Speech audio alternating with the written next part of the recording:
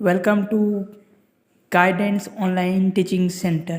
तो मैं कक्षा 10 के गणित के अध्याय 1.2 के 1 नंबर का प्रश्न हल किया था। अब इस वीडियो में देखेंगे प्रश्न संख्या 2 से।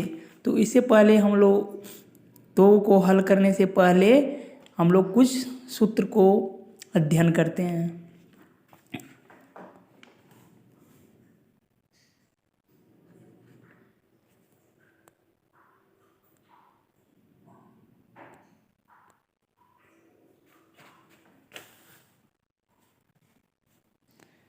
देखिए, सूत्र होता है कि पहली संख्या गुना दूसरी संख्या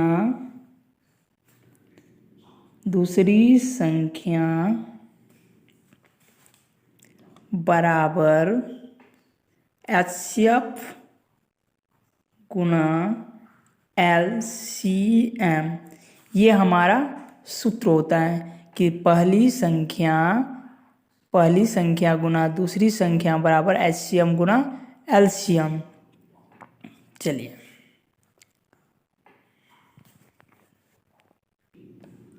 देखिए, ये अगर पहली संख्या दिया रहे, दूसरी संख्या दिया रहे, HCF दिया रहे, तो LCM कैसे निकालेंगे?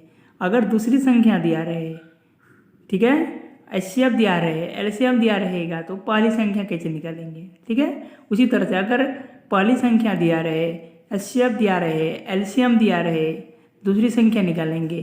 तो अगर मान लीजिए कि इसी फॉर्मूला से हम लोग हल करेंगे। अगर पहली संख्या दे दिए, मतलब शॉर्ट में ये हम लोग लिख रहे हैं, संक्षिप्त में, पहली संख्या बराबर क्या सूत्र होगा? तो ये ही होगा HCF गुना LCM। तो देखिए, ये इधर गुना में था, बराबर के इधर क्या आता है? तो हम लोग सब कोई जानते हैं कि बराबर के इधर क्या आएगा, ये भाग्य में अर्थात बटे में। तो दूसरी संख्या हो गया। अगर मुझे HCF जानना है, अगर पहली संख्या दिया रहे और दूसरी संख्या दिया रहे, तो क्या लिखेंगे? पहली संख्या गुना दूसरी संख्या बटे क्या हो जाएगा? LCM। ठीक है, इसी तरह से अगर मुझे LCM निकालने के लिए कहा तब क्या करेंगे? तो क्या करेंगे? वही इसी तरह से पहली संख्या गुना दूसरी संख्या बटे क्या हो जाएगा? बटे हो जाएगा HCF। देखिए, तो एक ही फॉर्मूला से हमारा कितना फॉर्मूला बना? तो 4 फॉर्मूला होगा, क्योंकि अभी अगर दूसरी संख्या निकालने के लिए बोले तो दूसरी संख्या बराबर क्या होगा? बोलिए, होगा LCM गुना HCF बटे क्या हो जाएगा? पहली संख्या। तो देखिए, एक अगर सूत्र को याद करते तो इसका कितना रूप हो जाए? 4 रूप को हम लोग ड्राइव कर सकते हैं। तो देखिए, एक सूत्र को अगर ध्यान से हम लोग समझ गए तो 4 सूत्र क्या होगा, उसी से निकल जाएगा। तो बार बार याद करने की इसको ज़रूरत नहीं है, लेकिन थोड़ा सा ध्यान में रखिए, क्योंकि इससे ऑब्जेक्टिव प्रश्न में इस सूत्र से प्रश्न रह सकता है। इसके जगह आप लोगों को दे सकता है 2 संख्या का गुणनफल बराबर होता है, तो क्या होगा? HCF गुना LCM। ठीक है, अगर कोई पूछेगा 2 संख्याओं का गुणनफल, मतलब पहला संख्या मान लीजिए 1 है और दूसरा संख्या B है, तो गुणनफल अर्थात A गुना B हो जाएगा। कितना हो जाएगा? AB। तो बराबर क्या हो जाएगा इसका? बोले तो ये हो जाएगा LCM गुना HCF। तो यही हमारा क्या हुआ? सूत्र हुआ। तो पहली संख्या गुना दूसरी संख्या बराबर क्या होता है? HCF गुना LCM। अगर पहली संख्या निकालना हो अगर तो दूसरी संख्या दिया रहेगा और HCF दिया रहेगा और LCM दिया रहेगा, तो हम लोग निकाल लेंगे पहली संख्या को।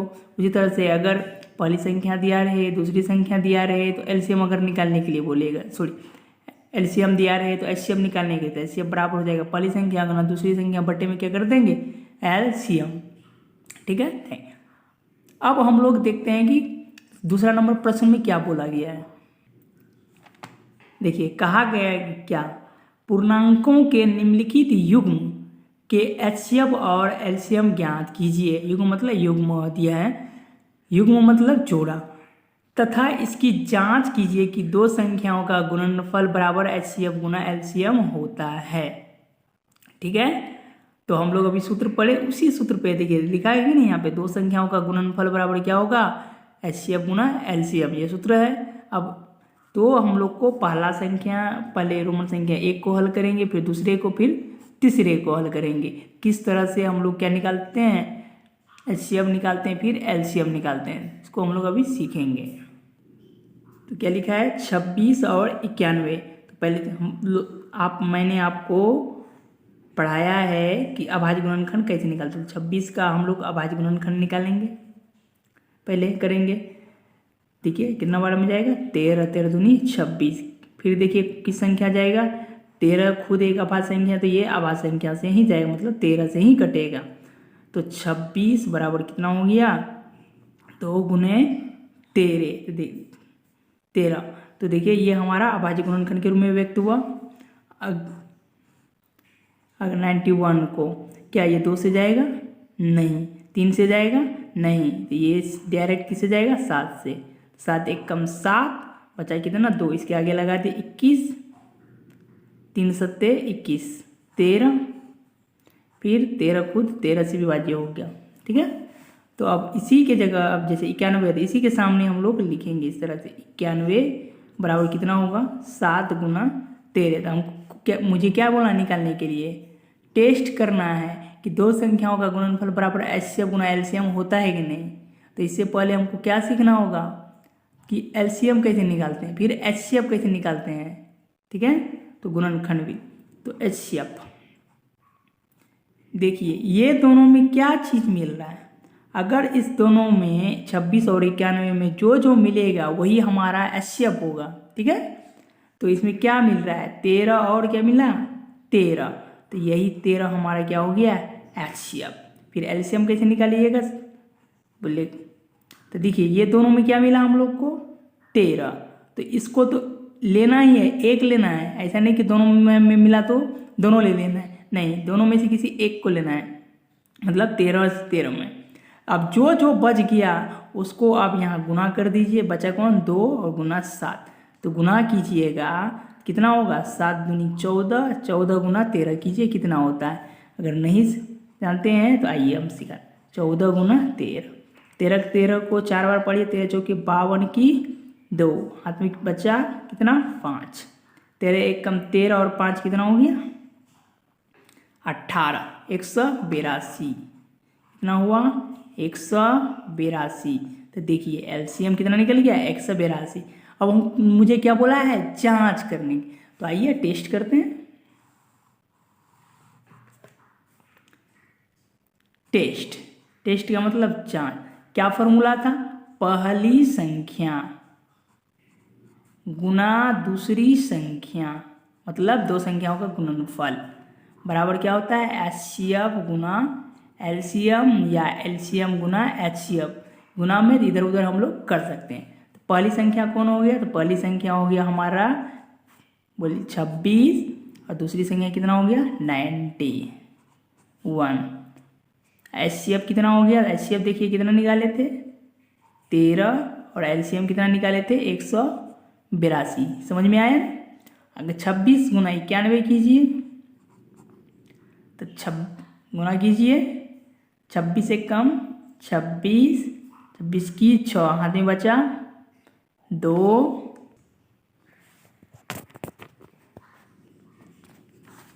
तो देखिए गुना की के 26 से कम 26, फिर इससे 9 गुना कीजिएगा 234 होगा, 234 में 2 जोड़ेंगे कितना हो जाएगा 236। इतना है, अगर जितना इधर आया उतना ही अगर हमारा RHS में आ गया तो हमारा ये दोनों क्या हो जाएगा, सही हो जाएगा। हम ये हमारा देखिए गुना किए तो कितना हो गया 13 दूनी 26 की 6, हाथ में बचा 2, फिर 13 अट्ठे 104, 2 106, हाथ में बचा 10, 13 कम 13 और 10 23। देखिए दोनों साइड हमारा बराबर हो गया, तो दोनों से अगर बराबर हो जाएगा तो ये हमारा HCF और LCM निकाला हुआ क्या 110% राइट है। ये हम लोग जांच के लिए करते हैं और प्रश्न में कहा भी गया है। तो ये पहला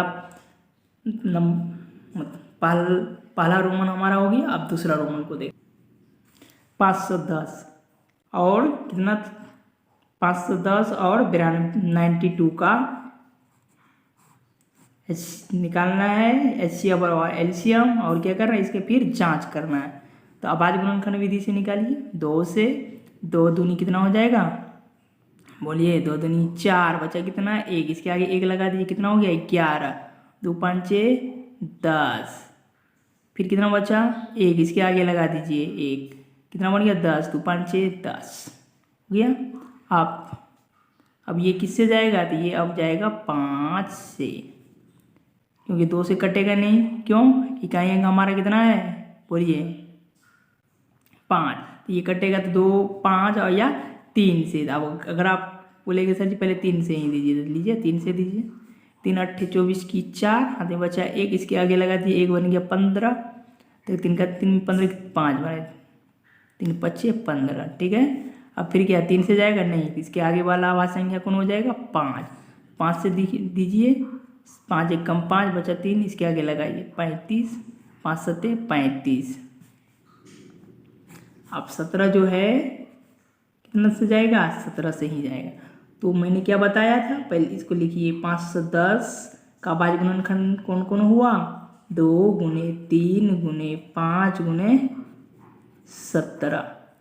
अब 92 का बनाएंगे उसी तरह से 2 से 2 चौके 8 2 छक्के 12 2 दूनी 4 2 तिया 6 फिर 23 से 23 से कम 23 हो गया।